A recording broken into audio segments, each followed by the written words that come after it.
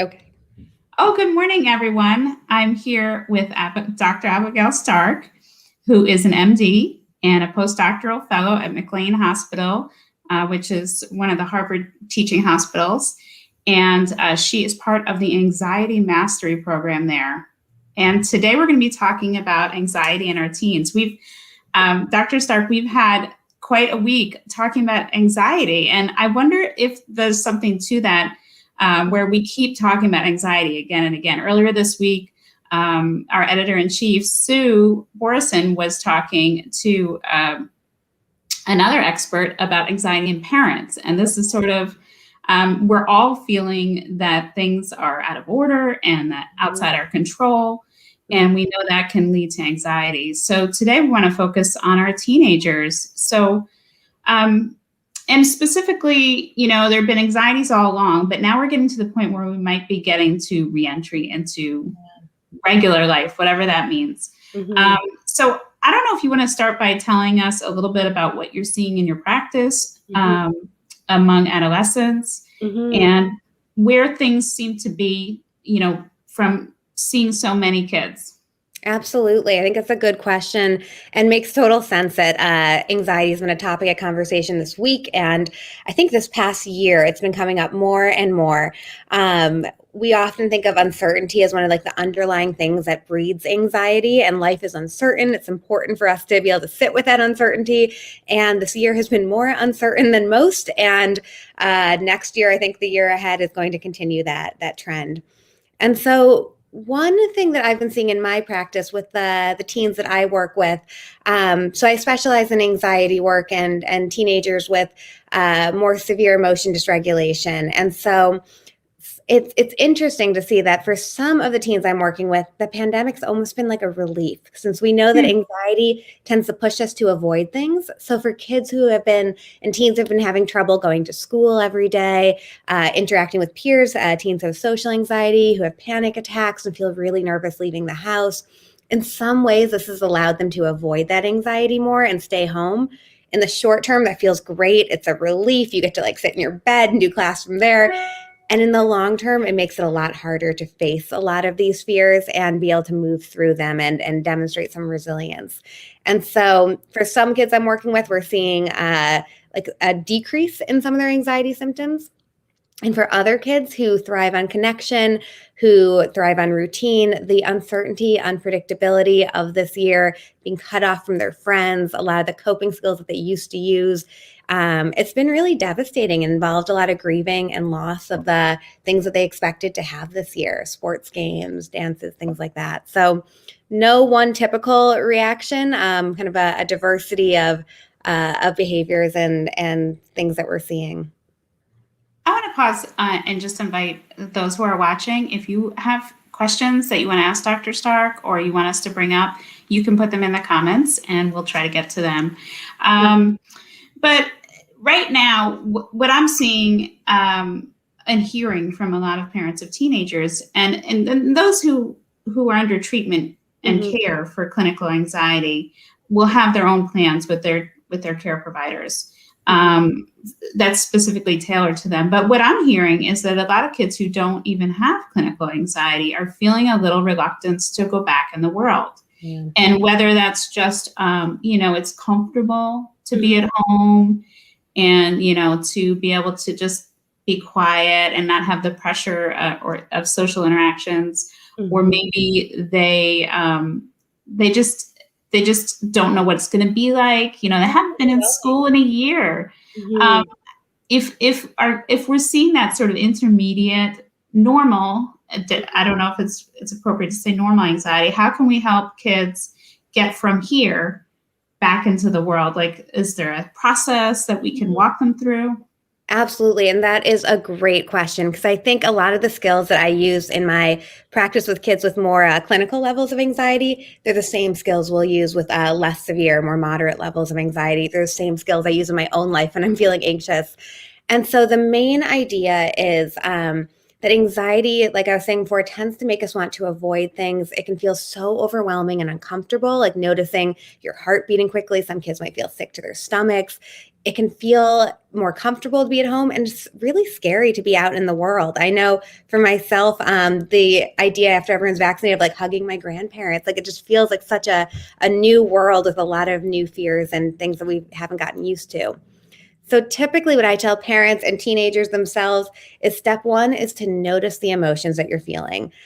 With this avoidance of anxiety, a lot of times we don't even want to acknowledge that we're anxious because there's this like feeling that it might like increase anxiety or increase the intensity of it. So noticing in this moment, like I'm about to go back to school in person for the first time, what am I feeling in my body? What am I noticing? What thoughts are going on? And slowing down that process a little bit, because a lot of times when we're anxious, thoughts will rush or we'll feel sick. We just want to kind of act on the emotion really quickly because emotions are there to prepare us to act. So step one is noticing that emotion. If you're a parent, validating that emotion, your teen, mentioning like, it seems like you're feeling really anxious right now. Of course you are. It's the first day back to school. That makes total sense. And helping kids to make sense of their emotions and teenagers to make sense of their emotions. So there's an acceptance there in that Yeah. is what I'm hearing. We notice it and we don't say I shouldn't feel that way, or it's a problem that I feel that way. Exactly. Because I think there's this thought that, like, if I tell myself I shouldn't feel this way, I'm going to feel better. What tends to happen is that emotion increases. And so being able to say, like, of course I feel this way, it makes sense. We're living in a pandemic, tends to actually decrease the intensity of that emotion. So part And one is that acceptance. how do we avoid getting stuck then in that feeling? So that brings us to part two, which is a really Okay. great question, because I think part one, we can often then get stuck like noticing those feelings, noticing those sensations, and the thought might be, okay, I am anxious. This is too much for me.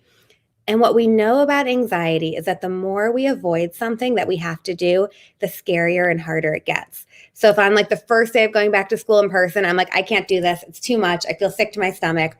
The next day when I wake up to go, it's going to be a little bit harder. And the more I avoid it, the harder it gets. And if I do go into school that day and kind of face that fear, it's going to be uncomfortable. Like I don't want to mince words and act like it's going to be butterflies and fantastic. It'll probably feel really hard, and our brain learns that's hard and I can handle it. So noticing the emotion and then approaching kind of the thing that makes us anxious, as long as it's a safe situation, tends to decrease anxiety in the long term. I don't want to jump into your steps, but so interrupt me if I'm doing Oh, that. please. But does that mean, say our kids have the choice to go back to school, which is the case in a lot of districts? They may be able to continue remote. They may be able to go in person now. If they're doing okay, some kids, it's obvious, like they are dying to get back. Yeah. They're not doing well with remote learning. They just can't focus, or for whatever reason, it's really good. We know it's clear they need to go back.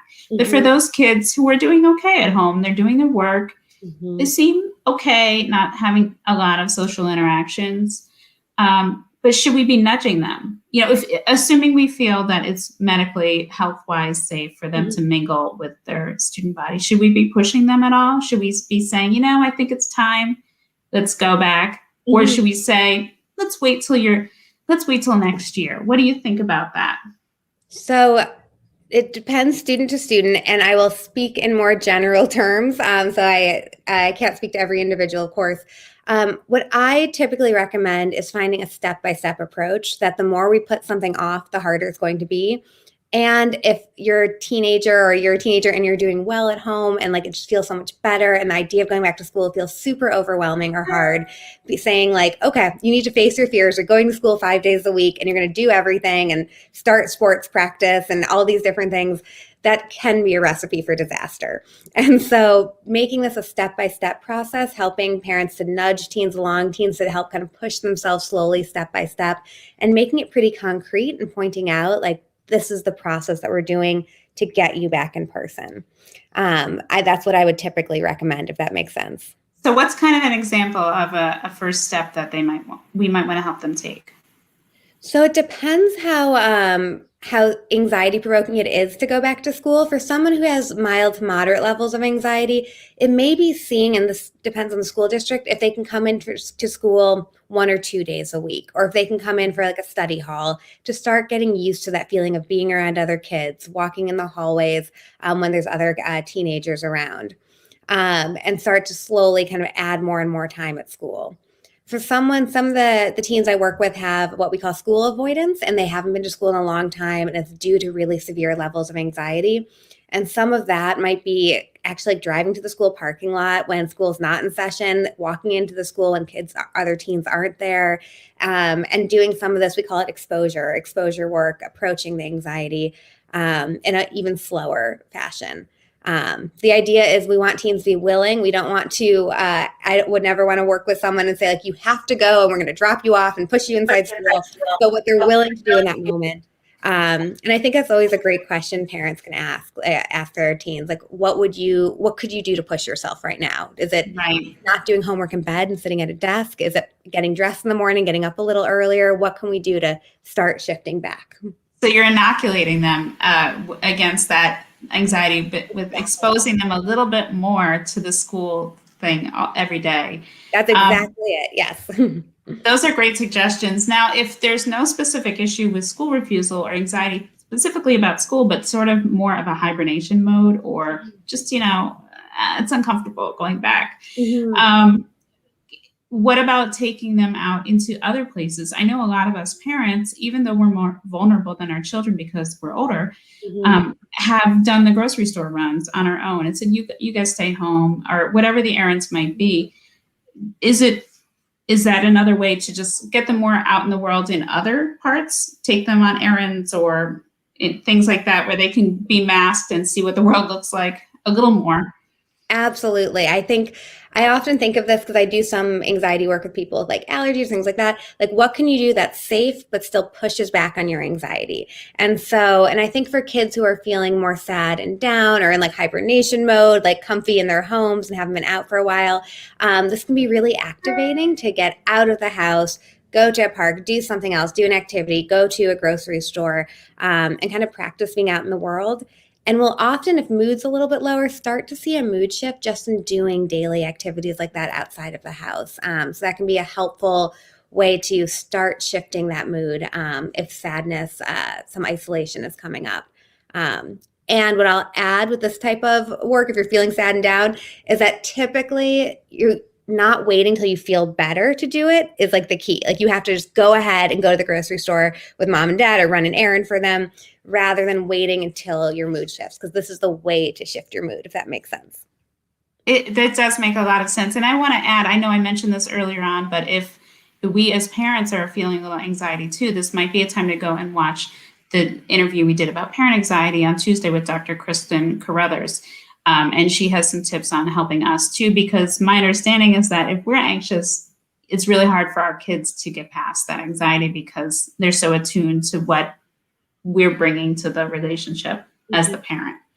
Can we go ahead and talk a little bit about friendship? Now, Bran has a question here that we sort of talked about ahead of time, Dr. Stark, just reference. How do you help them with friendship loss? And we're in a situation where friendships took on a different mode during the official lockdown. Now, some kids were never social distancing, so they were hanging out together.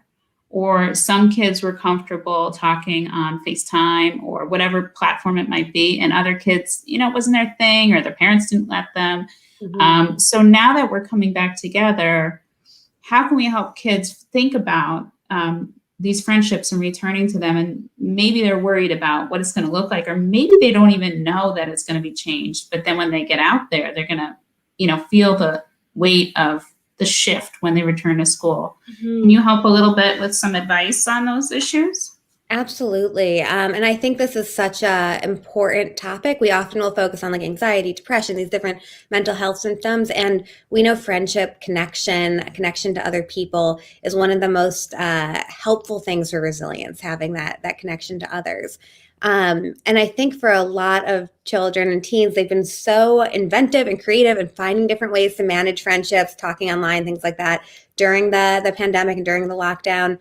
And as kids return to school, as vaccinations increase, this is going to shift. And so I think one of the things that can be helpful is opening up with curiosity, talking with teens about what they're feeling in this moment. a lot of teens, I think, will feel like I should be so excited to see my friends. I should be like ready to go out and do all these different things in the world. And sometimes that can actually be some invalidation to themselves, that their emotions they're feeling aren't like the right emotions or what they should be feeling in the moment. And so opening up that conversation, like, are you excited to see your friends in person? What are you nervous about? What do you think might be different? And just having some curiosity, I think can be a really helpful first step. And not trying to fix it all. I know I have this urge sometimes when teens come to me and say like, well, I'm kind of nervous about seeing my friend so-and-so, to come up with problem solving and what can we do to make this better? And being able to kind of sit with like, yeah, it's going to be different. It's going to be hard. And let's see what happens. And I'm here to support you. Yeah, I know the advice, especially in the middle school years, is that friendships change a tremendous amount. Mhm. So it'll be interesting. I don't think we know the answer yet to how much the added layer of lockdowns and pandemic are going to change that. Maybe it's going to be kind of the usual because friendships would have changed anyway. It will Mhm. be interesting to see, but we don't know the answers to that. And that actually brings me to another question, Mhm. which is we're talking about returning to normal, but we don't know what that means. Yeah. We still don't know, are we going to be able to have a normal summer? What's that going to look like? Um, how do we talk to our kids about returning to normal? Yay! Versus, but we still don't know what that's like, Yeah. and whether it's going to be back in the fall, or when you're going to get a vaccine, or whether we need to worry about that. So, So is much. there kind of a framework we can talk about that with our kids? Absolutely. So I have a lot of different thoughts, but I think the main idea I have here is trying to balance kind of acknowledging the uncertainty and helping kids like sit with uncertainty, because uncertainty is definitely emphasized right now, and life just in general is uncertain, and it is such a beautiful tool of resilience to have, to be able to sit with that feeling. And so acknowledging to kids, not trying to say to them like, we definitely know what's going to happen, you'll get a vaccine in May. Rather acknowledging, yeah, this is an uncertain time, it's unpredictable, and being able to kind of sit with that feeling, noticing what comes up together. So that's that acceptance piece again. And then at the same time, finding what ways can we make our days predictable? What ways can we bring in some routine and structure? Um, I'll often sit down with some of the teens I'm working with and have them write down the things that they can control in their lives, like what time they wake up in the morning, what they're going to eat for breakfast that day, what they say to their friend by text, and the things that they can't control. Because a lot of things, like what life will look like in June, we can't control, and the urge is to worry about it and think about it a lot, and like an attempt to control it, and that tends just to make us feel more miserable.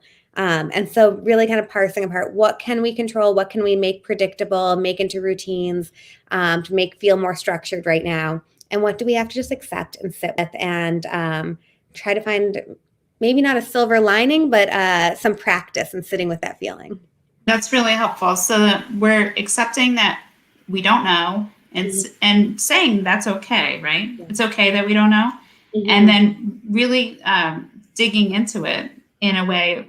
Here's what we can control, and here's what we can't, and maybe here's some routines that we might like to have too.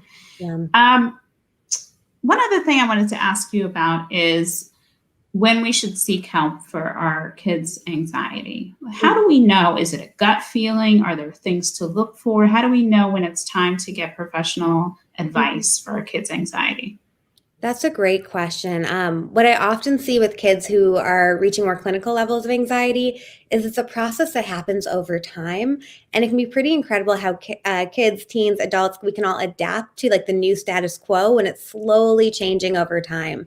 And so, what I often look for if someone needs to meet with a psychologist, meet with a psychiatrist, or see a school counselor, um, are they able to do the things that they want to do in life? Or is anxiety, sadness, mood, emotion getting in the way of like doing things you want to do? So if a teen really wants to connect with friends and is just feeling so overwhelmed that they're lying in bed all day, to me, that would signal we need some more coping skills, something to do. If someone is really interested in like doing well in school and wants to like graduate and go to college, and they're like unable to get homework done or focus, that would be a signal to me. And then secondly, so that's kind of like functioning, what is going on, kids reaching their goals, their levels of distress. So if you see your kid is shaking, having panic attacks, crying several times per week, seeming really down, or really, really anxious or dysregulated, having a lot of outbursts at home, that to me would be a sign when you're seeing that level of distress. Right. That's hard to watch for parents. So, but it is something we can pay attention to and get them help with. I think we should let you go, but I would love to know if there's anything else you want to share with us or that we haven't touched on that we should before we say goodbye. I think the only thing I'll say, additional thing I'll say, is that this past year has been such a challenging year nationally, globally, for across the developmental spectrum for young kids, teens, adults. And I also think at the same time, it's brought mental health more into the conversation of how important it is to talk with our kids and teens about this. The teens I work with have more knowledge about their own emotions. Schools seem to be emphasizing it more. And so I'm hoping that's one area we can kind of keep going, having this curiosity about our emotions, what coping skills can we use, and come forward from this with some resilience, because we know teens are really, really resilient and strong. So I think that's the last thing I'd like to say. Oh, that is so helpful. We're so glad you could join us.